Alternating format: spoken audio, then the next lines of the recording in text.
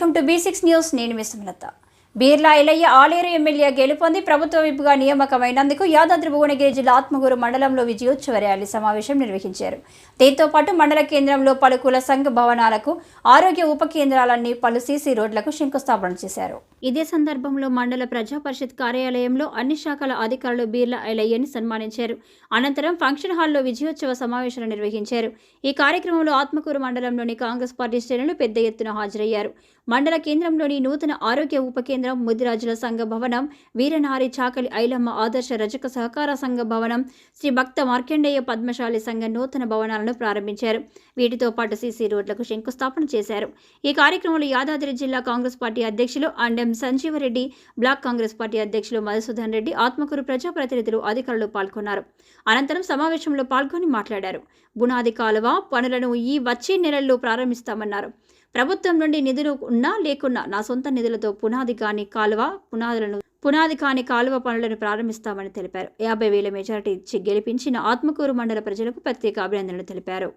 అయినా ఇవాళ మీ అందరి సహకారంతో ధర్మం గెలిచింది, ఇవాళ న్యాయం నిలబడ్డది. కాబట్టి మీ అందరి పక్షాన మీకు సేవ చేయడానికి, సేవ చేసే అదృష్టం కల్పించినటువంటి మీ అందరికీ నా 2 చేతులు జోడించి నమస్సుమాంజలు తెలియజేస్తున్నా.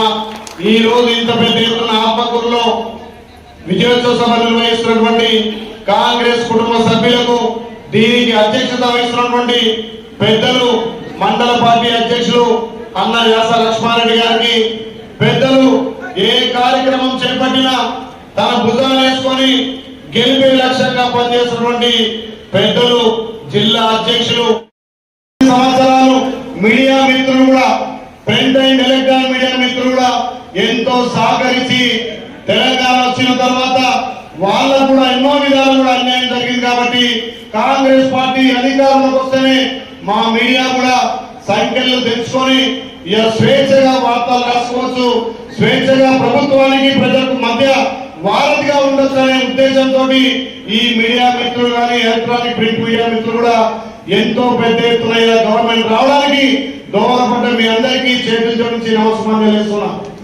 ఏ ఆశయంతో అయితే ఇలా కాంగ్రెస్ పార్టీని ఆలయంలో భారీ మెజార్టీ గెలిపించుకున్నామో ఆ ఆశయ లక్ష్యం కోసం నిరంతరం మీకు సేవకుడిగా సేవ చేస్తానని చెప్పి మాట ఇచ్చిన ఆ మాట మీద నిలబెడతానని చెప్పి మరొకసారి మీకు వాగ్దానం చేస్తున్నా. తల్లి సోనియా గాంధీ ప్రవేశపెట్టినటువంటి 6 గ్యారంటీ స్కీమ్లను అమలు చేయడంలో ప్రతి గడప గడపకు ఏ రకమైతే మనం సంక్షేమ పథకాలు అందిస్తామో తెలంగాణలో ఏ నమ్మకంతో అయితే మీరు గెలిపించారో అదే నమ్మకంతో పనిచేస్తారని తెలియజేస్తూ, అదే మాదిరిగా ప్రభుత్వం నుంచి వచ్చే పథకాలతో పాటు మా ఫౌండేషన్ సేవలు కూడా కొనసాగిస్తూ రేపు జరగబోయే ఎలక్షన్ లో నేనే కాదు నాతో పాటు మీరందరూ కూడా ప్రజాప్రతినిధులు కావడానికి నా భుజాలు వేసుకొని నేను మోస్తా అని చెప్పి మాట ఇస్తూ ఎంపీటీసీ, సర్పంచ్, జెడ్పీ చైర్మన్ వరకు కూడా నేను బాధ్యత తీసుకుంటా. ఇంత పెద్ద కుటుంబం మనకు బాధ్యత ఉంది కాబట్టి ప్రతి ఒక్కరిని కలిసిమెలిసి ప్రతి గ్రామంలో కాంగ్రెస్ జెండా ఎగిరితే సంక్షేమ పథకాలని ప్రతి గ్రామంలో గడప గడపకు అందించనే ఉద్దేశంతో మన ఆలయకు పెద్దపీట వేస్తున్నారు.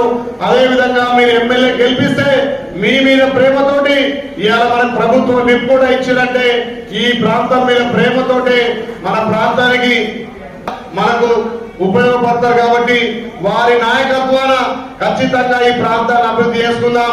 గ్రామానికి కావాల్సినటువంటి రోడ్లే గాని, బిల్డింగ్లే గాని, ఇంకా గ్రామ అభివృద్ధి కోసం ఖచ్చితంగా నా వంతు కష్టపడి నిధులు తెస్తానని చెప్పి మాటిస్తూ, ఏదైతే పెండింగ్ లో ఉన్నటువంటి బునాది కాలం కూడా ఖచ్చితంగా ఈ నెల రోజులనే స్టార్ట్ చేస్తానని చెప్పి ప్రభుత్వం నుంచి నిధులతో పాటు నా సొంత నిధులు పెట్టి కూడా ఆ కాలువను తవ్విస్తానని చెప్పి ఈ సభ ముందు మీకు మాట ఇస్తున్నా.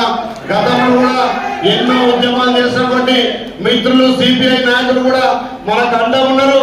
వాళ్ళ సహకారంతో మొన్న కూడా ప్రతి గ్రామంలో మనకు కష్టపడి పనిచేసి ఈ భారీ మెజార్టీ రావడానికి సిపిఐ నాయకులు, అదేవిధంగా టీడీపీ నాయకులు కూడా పనిచేశారు. కాబట్టి అందరి సహకారంతో ఆలయం అన్ని విధాల ముందుంచుదాం.